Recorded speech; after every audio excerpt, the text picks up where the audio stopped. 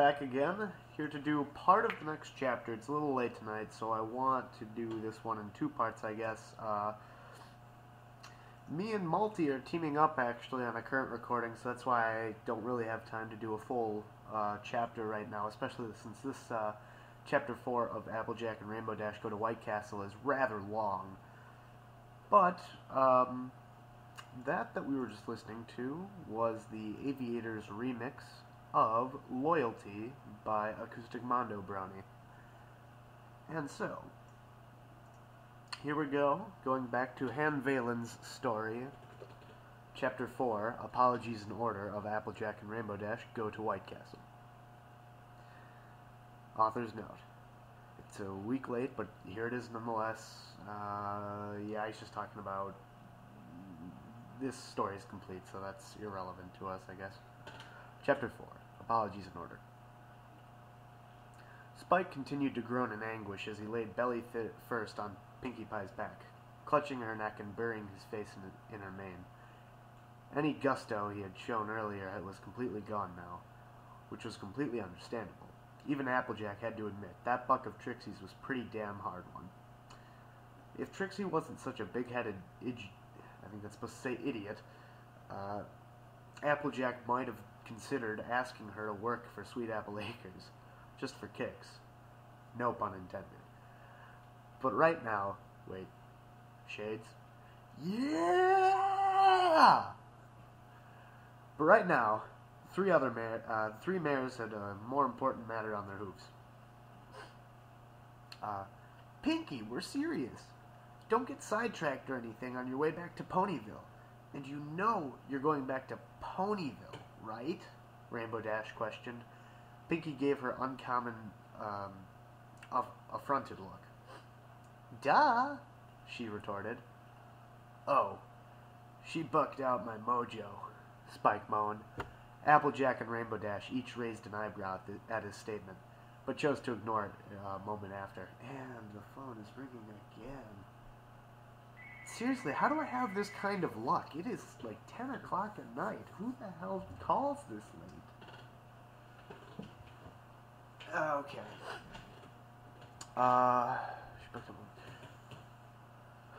Just skirt around Rainville to avoid Trixie, Applejack instructed. After that freaky voodoo fire thing she did, I reckon it wouldn't be good for us to see her again. Plus, we got the princess to worry about. If Spike really sent that caravan to her. Applejack heard Rainbow snickering next to her and cast her a disapproving scowl.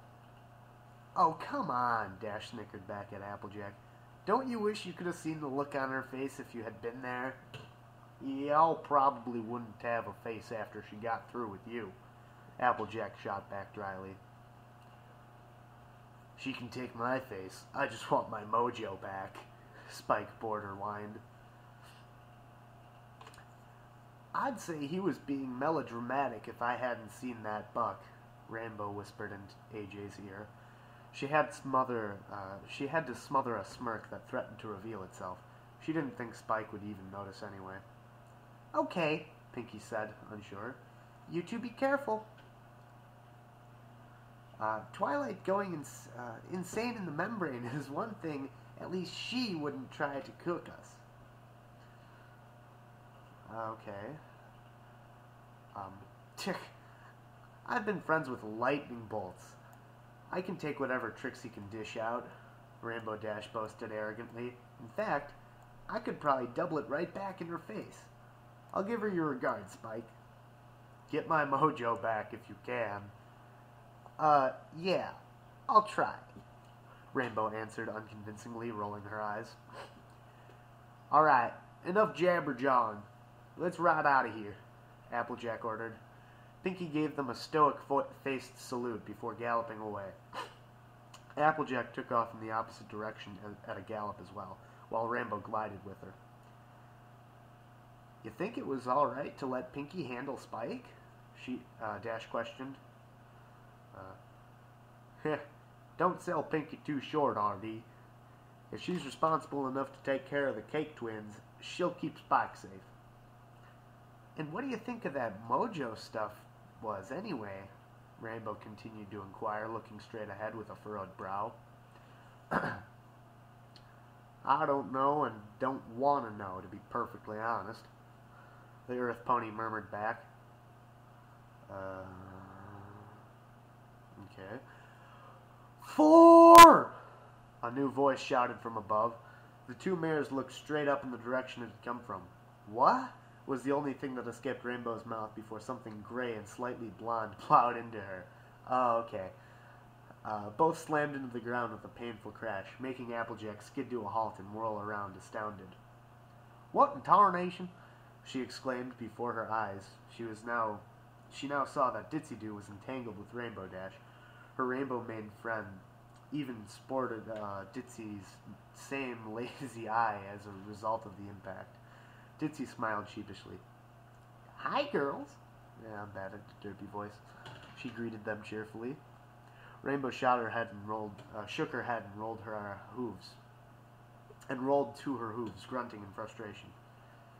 Ditzy, of all the places and times, she shouted angrily. Ditzy stumbled to her hooves, shaking the dust from dry dirt from her body. And what was that you shouted anyway? What? 4? Isn't that what you're supposed to say before you crash into someone? Ditzy asked with a frown. Rainbow groaned and slapped a hoof over her face while Applejack sniggered. That's golf, Ditzy. You shout 4 when you shoot a golf ball if someone's on the field. That's course, not field. It should be course, rather. Rainbow explained warily. Oh! The gray Pegasus breathed, getting it. Why'd you crash into me in the first place? Rainbow demanded. Ditzy frowned again. Sorry, but I did say 4. That should have been warning enough, the mare said to Dash. Pun. What kind of horse shit is that? Rainbow barked. Actually, Ditzy's making a mighty fine point, Applejack piped up, trying to tame her smile. Any shout should have been warning enough. Heck, even Soren shouted before he crashed into you. Y'all should have been dodged.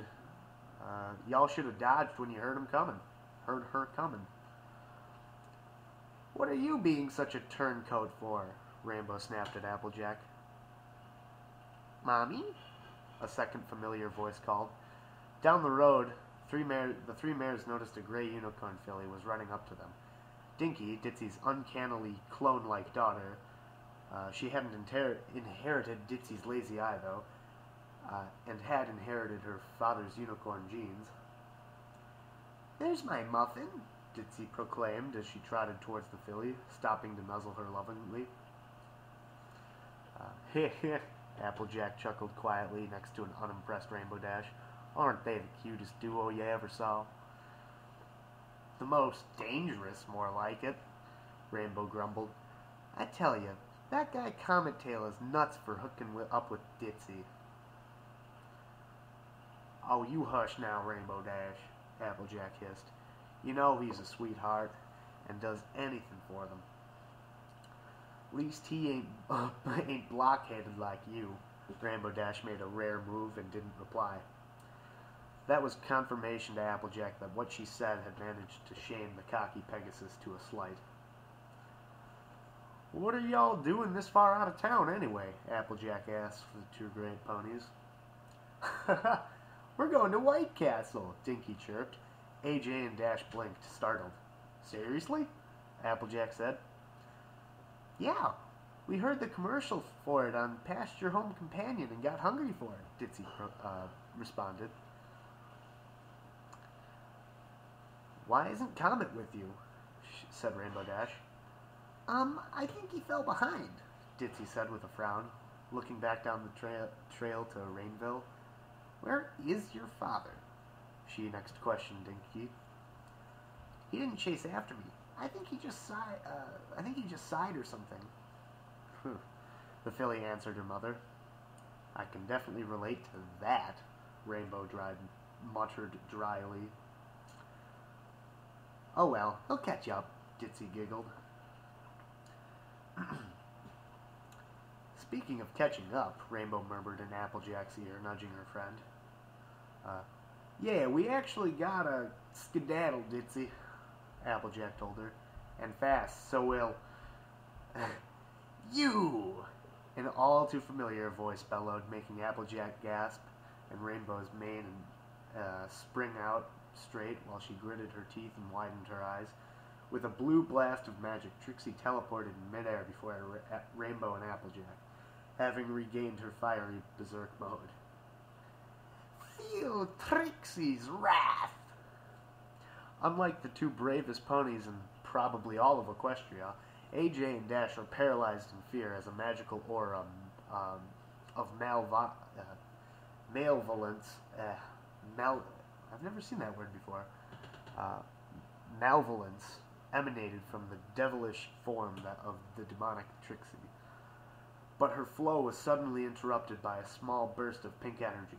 It was a small pop and nothing more, but it captured Trixie's attention for the shortest moment.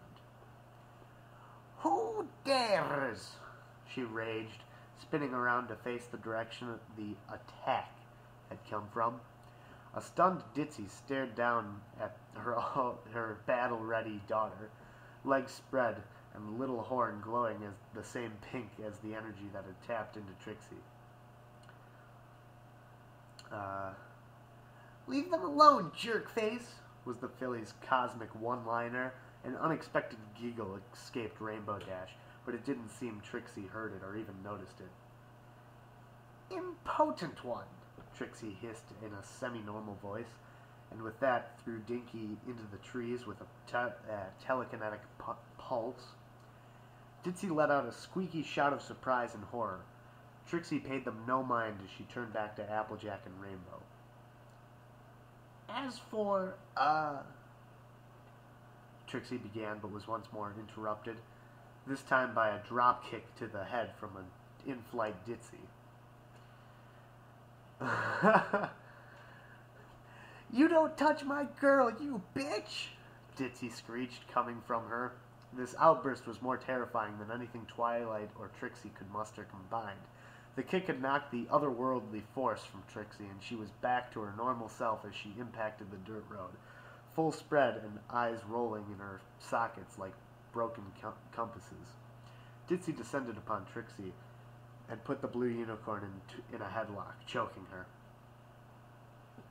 Say uncle, Ditzy spat, slapping a front leg on the ground repeatedly. Trixie tried to choke out a word, but Ditzy's grip was too tight. Rainbow got the strange vibe that Ditzy knew exactly how hard she was blocking Trixie's windpipe, and she wasn't prepared to intervene. Then, out of nowhere, another laugh escaped Rainbow, and she said, Bet Papa Spike would have liked to get the chance to choke a bitch, too. Come on, I couldn't say every relative on my dad's side names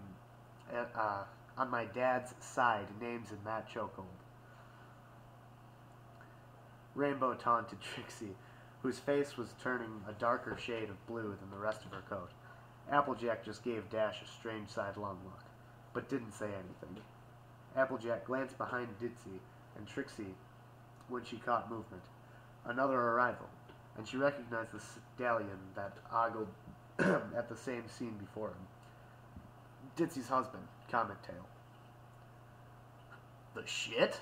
He blurted out, not even noticing Dinky gape at him when he had used the profanity, as she stumbled from the bushes in the woods onto the road again, startled.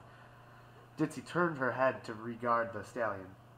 Hi, honey, she greeted brightly, waving her a free hoof while maintaining an even more apparent airtight grip on Trixie, who looked to be on the verge of passing out. Mommy's gonna choke a bitch! Dinky decided to curse, seeing as two grown-ups had already decided this was an appropriate situation to swear in. The look on both parents' face when Dinky had said that made Rainbow giggle stupidly again. At this point, Trixie was able to break free from Ditzy's finally laxed hold, and thrust her arm off with her magic. Gasping for breath, she stumbled away from the gray mare and turned to her, in a combat-ready stance with her horn glowing angrily. You will pay for meddling in Trixie's affairs, she hissed breathlessly, but her determination for quenching her bloodlust looked to be unsatiated still. Comet's protective side finally took over when Trixie threatened his wife. Glaring, he stood beside her, growling. "Who the hay are you?" he demanded. "Artie," Applejack whispered to her friend. "Let's split already." No argument from me, sister," Dash murmured back, silently rising in the air and with a steady but quiet beats of her wings, while the other ponies carried on with their verbal fight. What Rainbow had said honestly surprised Applejack, but she wasn't about to make a deal of it. With that, the two snuck off, veering into the woods. Not 30 seconds into the forest, they had finally heard very violent magical pulsing, explosions, and screams behind them, but they never looked back. They were still hungry as fuck. And I screwed up quite a bit in that reading, but I'm going to end it there and get part 2 up later. So, yeah.